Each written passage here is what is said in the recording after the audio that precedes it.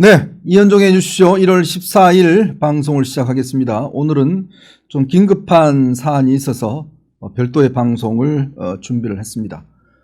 어제 새벽, 오늘 새벽이군요. 오늘 새벽 국민의힘 윤리위원회가 한동훈 전 대표에 대해서 제명 결정을 내렸습니다. 한동훈 전 대표에 대해서 기습적으로 제명 결정을 내렸습니다. 한 민주당 국회의원이 이렇게 이야기를 했더만요. 어제 저녁에 잘 때 윤석열 전 대통령 사형 구형하는 거 보고 잤는데 아침에 일어나니까 한동훈이 죽어 있더라. 뭐 이런 이야기를 할 정도로 참 충격적인 결과가 있었습니다. 저는 언뜻 그런 생각이 들었어요.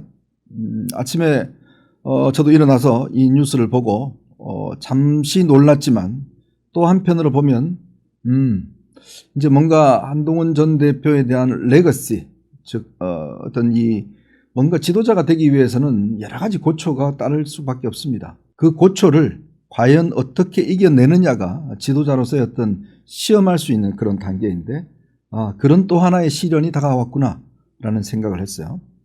언뜻 생각이 든 게 46년 전입니다. 1979년도 10월 4일입니다. 당시에 대한민국 헌정사에 정말 지울 수 없는 치욕적인 일이 벌어졌죠. 김영삼 당시 신민당 총재에 대해서 당시 국회가 제명 결정을 내렸습니다. 김영삼 총재에 대해서. 그 이유는 그렇습니다. 김영삼 총재가 79년도 9월 16일 날 뉴욕타임즈 기자회견에서 국민들로부터 멀어진 소수의 독재 정부냐 민주주의를 열망하는 대다수 국민야를 미국 정부가 명확하게 선택할 때가 왔다라는 이야기를 인터뷰 때 한 바 있습니다. 자, 이걸 가지고 당시 박정희 정권은 유신 말기에 들었던 박정희 정권은 반국가적 언동이다 라고 규정을 하면서 김영삼 총재에 대해서 당시 신민당 의원들을 제치고 당시 유정회와 민주공화당 의원들로만 이 10분 만에 날치기 제명안을 통과시켰습니다. 당시 아마 그 김영삼 총재가 이 제명안이 통과되면서 했던 아주 유명한 이야기가 있죠. 달개 목을 비틀어도 새벽은 온다. 달개 목을 비틀어도 새벽은 온다. 자, 그 이후에 어떻게 됐습니까? 바로 이 김영삼 총재의 제명 사태는 부마 항쟁으로 이어졌고 그리고 이 박정희 정권의 몰락으로 이어졌습니다. 이렇게 민심을 거스르는 독재자, 권력자의 행동이 결국 국민의 저항에 부딪힌 것이죠. 그래서 결국은 김영삼 대통령은 이후에 대통령의 자리에 오르게 되어 있습니다. 김대중 총재도 마찬가지입니다. 대통령도 마찬가지입니다. 정말 자신을 이 테러까지 당하면서 그런 고초를 겪었지만 끝내 그는 대통령의 자리에 올랐습니다. 이처럼 우리 한국 정치사에 굴곡의 역사가 있긴 했지만 그러나 우리 역사는 정의와 어떤 민주주의로 향하는 역사였습니다. 저는 오늘 이 국민의힘의 무도한 결정, 제가 이 결정문을 오늘 꼼꼼하게 읽어봤는데요. 저는 정말 이런 식의 결정문은 처음 봅니다. 제가 조금 이따 분석을 해드리겠지만 정말 이런 식의 제1야당이 지금 이 시국에 이런 결정을 과연 왜 내렸는지에 대한 의문들. 결국은 저는 이게 과거 박정희 정권처럼 지금의 장동혁 체제의 어떤 면에서 어려움과 몰락을 자초하는 시발점이 되지 않을까라는 그런 생각을 해봅니다.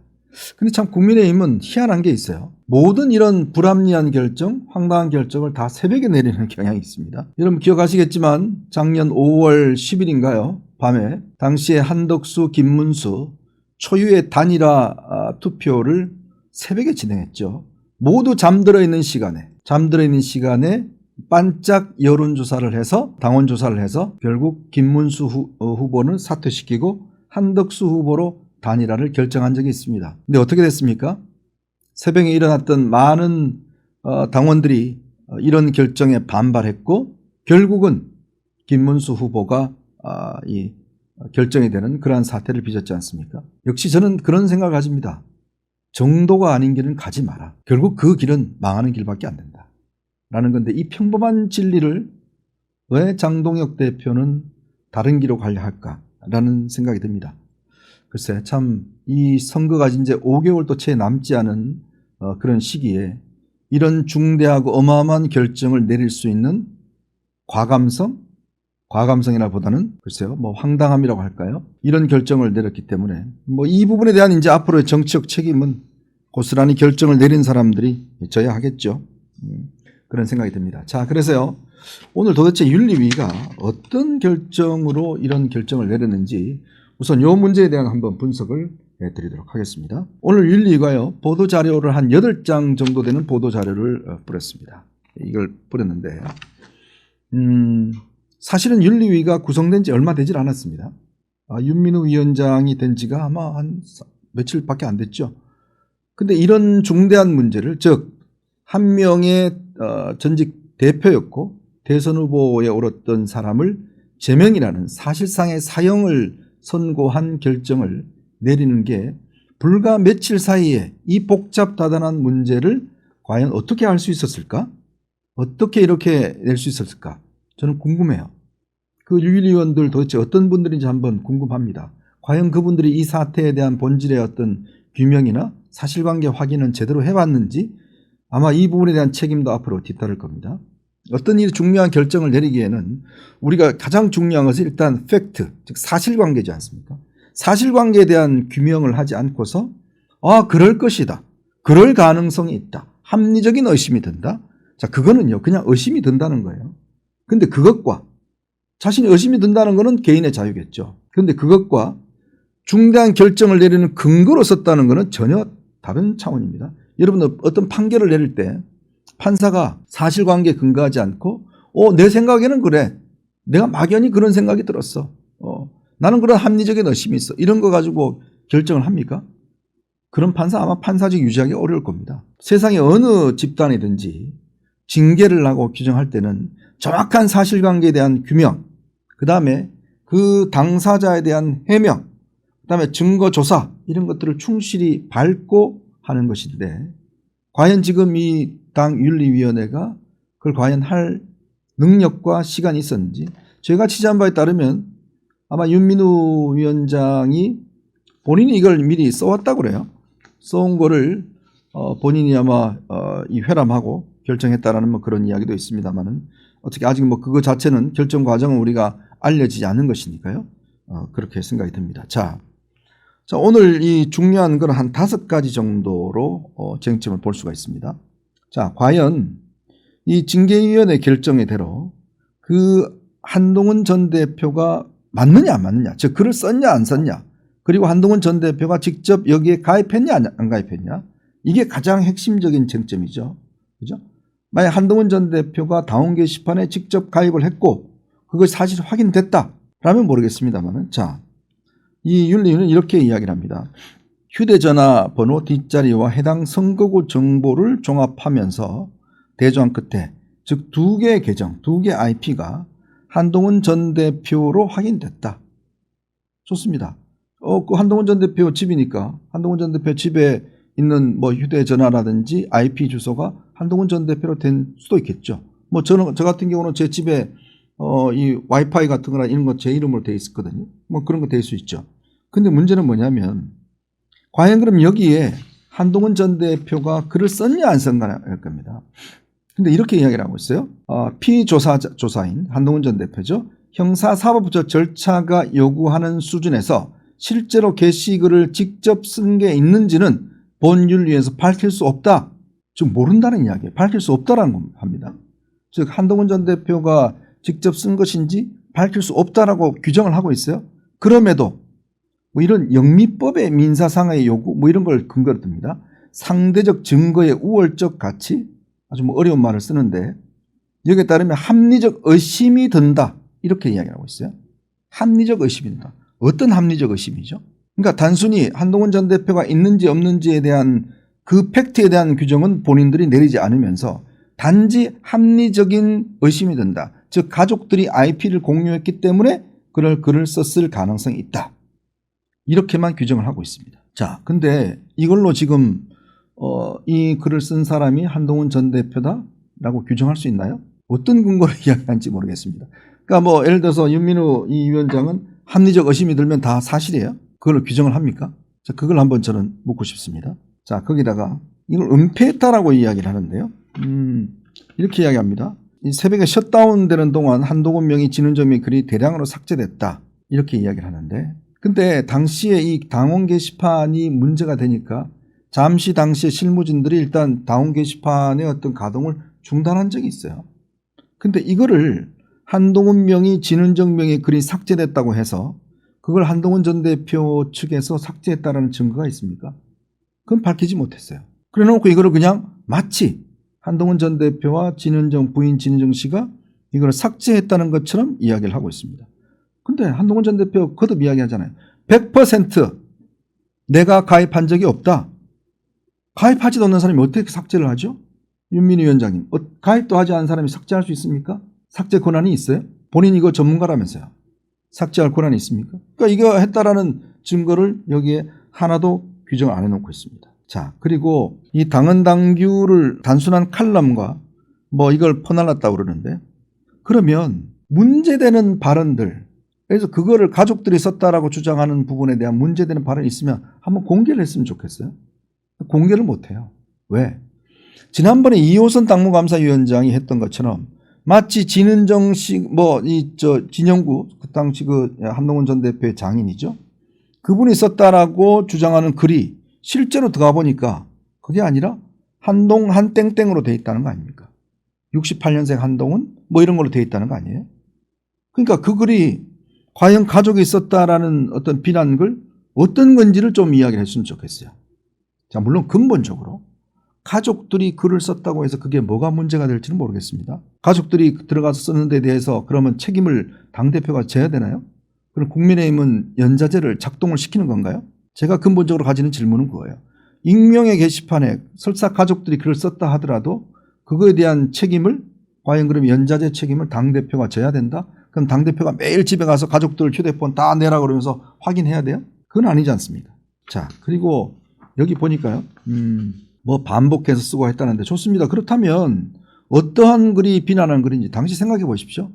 아니 당원 게시판이라고 한 자리에 대통령에 대한 행보에 대한 대통령과 그 부인에 대한 문제점에 대해서 지적하는 글이 뭐가 문제가 되죠? 그런 지적하는 글을 못 올립니까? 왜 당원 게시판이 있습니까? 여기에 익명성을 가지고 옛날에 혁신위원회가 이걸 만들 때는 요즘 이제 비하인드 이렇게 이름을 숨기고 하는 그런 글들이 많잖아요. 그것처럼 당원들도 자기의 이름을 등장하지 않고 당과 또 대통령 집권성에 대한 비판하라고 그거 하라고 만든 게 당원 게시판이에요. 근데 그걸 했다라고 지금 비난했다라고 문제 삼으면 그럼 여기 누가 글을 올립니까? 이 당원 게시판의 원래 취지는 익명성을 보장하면서 누구든지 여기에 글을 올릴 수 있다는 게 당원 게시판의 본래 목적입니다. 근데 이 목적에 따라서 글을 썼는데 그게 문제가 된다고요? 정말 이해를 하지는 못했습니다. 그리고 당원 게시판에 글을 쓴다고 해서 여론이 바뀝니까? 여론이 바뀌어요? 뭐가 국민의힘 당원 게시판이 그렇게 중요하고 그렇게 중대해서 여기에 글 좀 쓰면 막 여론이 확 바뀌어요? 수많은 언론들이 있습니다. 수많은 유튜버들이 있어요. 당원 게시판은 솔직히 관심도 없어요. 근데 지금 이번에 보면 결국 이걸로 여론 조작을 했다고 그러는데 여론 조작이요? 어떤 조작입니까? 긴 걸 아니다고 했어요? 아닌 걸 기다고 했어요? 그 접근 자체가 잘못이고 그러면서 아주 본인의 전공인 이 댓글과 관련해서 복잡한 이론을 하나 제시를 합니다. 여기 보면 6단 이 여론 조작의 5단계 이론. 아니 근데 여기 왜 이론을 갖다 댑니까? 이거 지금 자기 박사학위 논문 아니잖아요. 자기 석박사학위 논문 아니잖아요. 이게 지금 이 한동훈 전 대표를 이번에 징계하기 위한 기본적인 징계 의결서인데 여기에 왜 장황하게 몇 페이지에 걸쳐서 조직적 공론 조작의 5단계 이론을 왜 설명하냐고요. 편견의 단내리기, 선택적 인식, 그다음에 가용성 휴리스틱, 또 밴드웨건 효과, 블라인드 스팟 편견, 아주 어려운 자신의 이론을 갖다가 잔뜩 설명해 놓고 있어요. 자, 그리고 정책 책임의 문제입니다. 아까 제가 말씀드렸지만 당대표는 당 가족들의 이 공인이기 때문에 정책 책임을 져야 된다고 이야기를 하는데 질 수도 있겠죠. 근데 기본적인 팩트부터 보자고요. 자, 그러면 한동훈 전 대표가 글을 썼습니까? 안 썼습니까? 윤민우 씨. 그걸 분명히 해야 되잖아요. 본인도 모른다면서요. 모르는데 그 사람을 제명시켜요? 그리고 가족들이 예를 들어 사설과 칼럼 썼다고 치자고요. 그러면 그게 이렇게 제명할 만큼의 중대한 사유인가요? 당에서 쫓아낼 만, 즉 정치인으로서는 사형을 선고할 정도로 중대한 문제인가요? 품위유지 이야기 하시는데, 자, 당에 있는 상임 고문들을 갖다가 91세 된 노인네들이라고 욕하고, 근데 여성을 비하하는 사람은 품위 위반 아닙니까? 근데 왜 가만 놔둬요? 그런 대변인은 왜 가만 놔두죠? 당 상임 고문을 대놓고 나이가 평균 연령 91세가 된 노인네들이라고 지적하는 그 대변인은 그대로 놔두면서 사설과 칼럼을 올렸다는 이유로, 그거를 가족들을 못 관리했다는 이유로, 아니 가족이 뭐 당대표의 소유물입니까? 관리할 수 있는 사람들이에요? 이 관리라는 것 자체가 저는 기본적으로 성립이 안 된다고 봐요. 아니 다 개체지 않습니까? 어떻게 가장이라는, 이게 봐요 전근대성식인 생각인데, 이게 조선시대가 아니잖아요. 조선시대에 뭐 아버지가 영모에 가담했으면 가족도 다 죽이는 그런 조선시대가 아니지 않습니까? 여러분들 혹시 집에서 자녀들 휴대전화 막 볼 수 있어요? 보자고 그러면 보여줍니까? 안 보여줘요. 다 개체입니다. 다 각자의 개체인데 그 책임을 당대표가 지라고요? 아니 공천헌금을 받았어요? 아니면 뭐 조작을 했습니까? 허위로 점수 계산해서 청약에 당첨이 됐습니까? 자, 그런 거를 지금 이게 정치적 책임을 묻겠다? 이렇게 이야기를 합니다. 당대표가 일탈했다? 어떤 일탈이죠? 그래 놔놓고 이게 지금 당원 이 징계를 보면 여러 가지 징계가 있습니다. 여러 가지 징계가 있는데, 근데 그 중에서 가장 엄중한 제명 조치를 했어요. 예전에 여상원 윤리위원장이 그 이야기했죠. 이거는 주의 정도 주는 조치, 그 김종혁 전 최고한테도 마찬가지로 주의 정도의 조치를 했죠. 근데 이거를 제명을 해요. 그러니까 결국은 국민의힘이라는 정당 조직은 민주적 기본 질서, 정당의 자유를 지켜야 되는 정당입니다. 근데 이 정당에서 익명으로 되어 있는 당원 게시판에 글을 올렸다는 이유로, 그것도 당대표는 글을 올리지도 않았는데 가족이 일부 사설과 칼럼을 올렸다는 이유로 제명을 한다? 이게 과연 우리가 보호해야 될 정당의 모습인가요? 저는 오늘의 이 윤리위원회 결정이 정말 황당할 뿐만 아니라, 더군다나 오늘 이 보면 이 사람이요, 윤민우 씨가 자기에 대한 비난에 대해서 거의 한 2페이지 정도 걸쳐서 잔뜩 지적하고 있습니다. 예를 들어서 방첩사에 근무한 거, 그 다음에 여인형과 가까운 거, 그 다음에 부인이 거기에 근무한 거, 국정원 특보로 근무한 거, 뭐 이거 비난했다는 이유로 여기 보면 김종혁, 신지호, 윤이석 이 사람들을 뭐 이 계파 불용의 원칙을 위반했다라고 지적하고 있어요. 아니 윤리위원회, 한 당의 윤리위원회가 구성이 되면 윤리위원장이 어떤 사람인지 이미 예전에 윤리위원들 다 공개된 바 있습니다. 근데 왜 본인들은 익명을 요구를 하죠? 아니 이런 중요한 정치인에 대해서 지금 주기현 부장판사가 예를 들어서 나 익명으로 할래요. 모 부장판사, 그러면 그게 용납이 되겠습니까? 정치인에 대한 중대한 결정을 내리는 윤리위원회에 윤리위원장 자격에 대해서 시비를 거는 게 뭐가 문제예요? 그리고 본인 경력을 보십시오. 이 사람은 지금 방첩사에 자문위원으로 근무를 했고 댓글 전문가예요. 그리고 부인도 방첩사에 근무를 했고 여인형과 친하고 국정원 특보를 했습니다. 당연히 문제 제기할 만한 거 아닌가요? 보통 우리가 윤리위원회라고 하면 그동안 여상원 변호사뿐만 아니라 예전에 이양희 성균관대 이 교수처럼 사회적으로 명망이 있고 신망이 있는 사람들이 임명되는 게 관례였어요. 근데 듣도 보도 못한 사람이 갑자기 댓글 전문가가 윤리위원회에 임명해서 지금 한 정치인의 운명을 결정한다? 이게 지금 이해가 될 수 있는 일이라고 저는 생각하십니까? 과연 이거에 대한 문제 제기를 했다고 이거를 개파 만드는 잘못이다? 그것도 뭐 징계할 모양이에요? 야, 참 기가 막힙니다. 이게 무슨 옛날 공화당도 아니랬습니다, 진짜. 제가 아까 좀 전에 이 김영삼 전 대통령 징계했던 이야기를 했지만 거의 뭐 독재 정권에 있는 당과 마찬가지예요. 그러면 국민의힘에 있는 당원들은 할 수 있는 게 뭐가 있네요. 댓글도 못 올리고, 그 다음에 윤리위원장 비판도 못해, 윤리위원장이 경력이 뭐라는 거 말도 못해. 그게 지금 국민의힘의 모습인가요? 저는 이런 식이면 이거는 본인들 스스로가 민주주의 정당이라는 것을 포기하는 겁니다. 이런 상황에서 당명 개정해봐 뭔 소용이 있나요?